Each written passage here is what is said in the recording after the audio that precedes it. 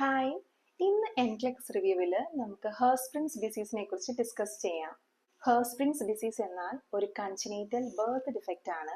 ഇത് അഫക്റ്റ് ആവുന്ന part large intestine അഥവാ കോളനിലാണ്. ഈ കണ്ടീഷന് കൺജനൈറ്റൽ അഗാംഗ്ലിയോണിസിസ് ഓർ അഗാംഗ്ലിയോണിക് മെഗാകോളൻ എന്നും പറയുന്നു. അഗാംഗ്ലിയോണിസിസ് എന്നാൽ ഗാംഗ്ലിയോണിക് സെൽസിന്റെ ആബ്സെൻസ് ആണ്. ഇനി എന്താണ് ഗാംഗ്ലിയോൺ സെൽസ്? ഇതൊരു ടൈപ്പ് ഓഫ് നെർവ് സെല്ലാണ്. ഇത് കാണുന്നത് കൂടുതലായും GI സിസ്റ്റത്തിൽ from mouth till rectum. And ഈ ഗാംഗ്ലിയൻ സെൽസിന്റെ ഫംഗ്ഷൻ എന്താണെന്നറിയോ? നോർമലി ഉള്ള പെരിസ്റ്റാൾട്ടിക് മൂവ്മെന്റിനെ ഹെൽപ്പ് ചെയ്യുന്ന ടൈപ്പ് ഓഫ് നെർവ് സെല്ലാണ് ഗാംഗ്ലിയൻ സെൽസ്. പെരിസ്റ്റാൾട്ടിക് മൂവ്മെന്റ് എന്നാൽ നമ്മൾ ഫുഡ് കഴിക്കുമ്പോൾ ആ ഫുഡ് മൗത്തിൽ നിന്ന് GI സിസ്റ്റത്തിലൂടെ പാസ് ചെയ്ത് ടിൽ റെക്ടം എത്താൻ വേണ്ടിയിട്ട് ഒരു കൺട്രാക്ഷൻ ആൻഡ് റിലാക്സേഷൻ ടെക്നിക്ക് ആവശ്യമാണ്. ആ മൂവ്മെന്റിന് പറയുന്ന പേരാണ് പെരിസ്റ്റാൾട്ടിക് മൂവ്മെന്റ്. ആ പെരിസ്റ്റാൾട്ടിക് മൂവ്മെന്റിനെ ഹെൽപ്പ് ചെയ്യുന്ന ടൈപ്പ് ഓഫ് നെർവ് സെല്ലാണ് ഗാംഗ്ലിയോൺ സെൽസ്. ഈ ഹേർസ്പ്രിങ്സ് ഡിസീസ് എന്ന കണ്ടീഷനിൽ ലാർജ് ഇൻറ്റസ്റ്റൈൻ്റെ ഒരു പോർഷനിൽ ഗാംഗ്ലിയോൺ സെൽസ് ഡെവലപ്പ് ആകുന്നില്ല ബൈ ബർത്ത്. ഈ കണ്ടീഷന് പറയുന്ന പേരാണ് ഹേർസ്പ്രിങ്സ് ഡിസീസ് അഥവാ അഗാംഗ്ലിയോണിക് മെഗാകോളൺ.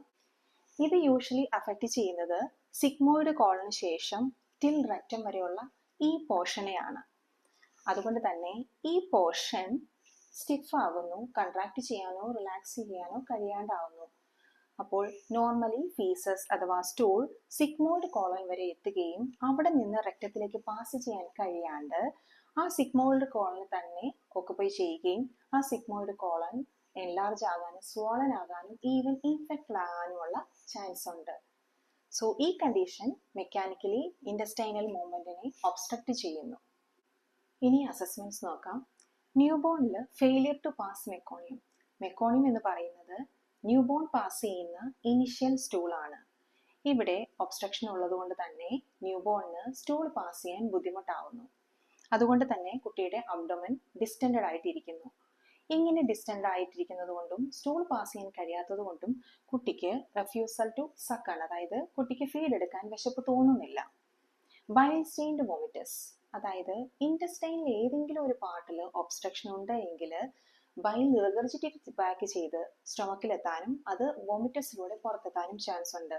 വോമിറ്റസിൽ ഒരു യെല്ലോ കളർ സ്റ്റെയിൻ ഉണ്ടെങ്കിൽ അത് ബൈലിന്റെ പ്രസൻസ് ആണെന്ന് നമുക്ക് മനസ്സിലാക്കാം.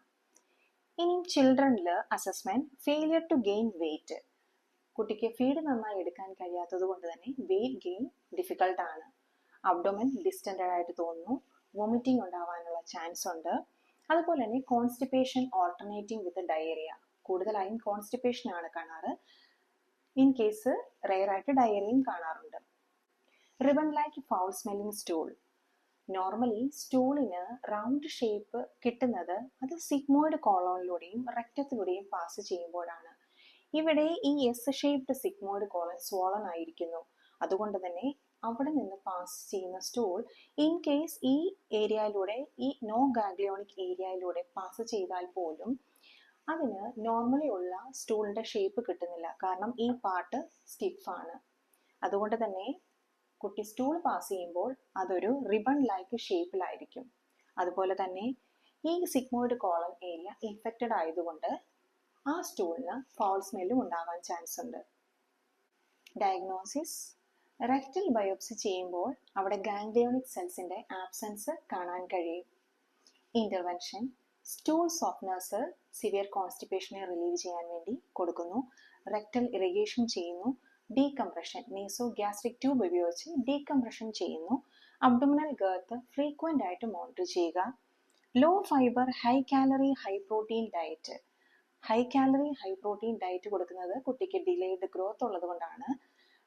ഫൈബർ ഫുഡ് സ്റ്റാർട്ട് ചെയ്യുമ്പം ലോ ഫൈബർ ഫുഡ് സ്റ്റാർട്ട് ചെയ്തതിന് ശേഷം ഗ്രാജുവലി ഇൻക്രീസ് ചെയ്ത് ഹൈ ഫൈബറിലേക്ക് പോകാം. സർജിക്കൽ റിപ്പയർ: ഇവിടെ അഫക്റ്റഡ് ആയിട്ടുള്ള പാർട്ടിനെ റിമൂവ് ചെയ്യും, റിമൈനിങ് പാർട്ട് അനാസ്റ്റമോസിസ് ചെയ്ത് രക്തത്തിലേക്ക് അറ്റാച്ച് ചെയ്യുകയും ചെയ്യുന്നു. കൂടുതലായും സിഗ്മോയിഡ് കോളനാണ് അഫക്റ്റ് ചെയ്യുന്നത്. അതുകൊണ്ട് സിഗ്മോയിഡ് കോളൻ റിമൂവ് ചെയ്യുകയും റിമൈനിങ് പാർട്ട് രക്തത്തിലേക്ക് അറ്റാച്ച് ചെയ്യുകയും ചെയ്യുന്നു. കൊളോസ്റ്റമി ടിൽ സർജറി, അതായത് സിഗ്മോയിഡ് കോളൻ ഇവിടെ അഫക്റ്റഡ് ആയതുകൊണ്ട് തന്നെ കോളണിൽ എവിടെയെങ്കിലും ഒരു സ്റ്റോമ ചെയ്തിട്ട് അതുവഴി സ്റ്റൂൾ റിമൂവ് ചെയ്യുന്നു. ഇതാണ് മാനേജ്മെന്റ്.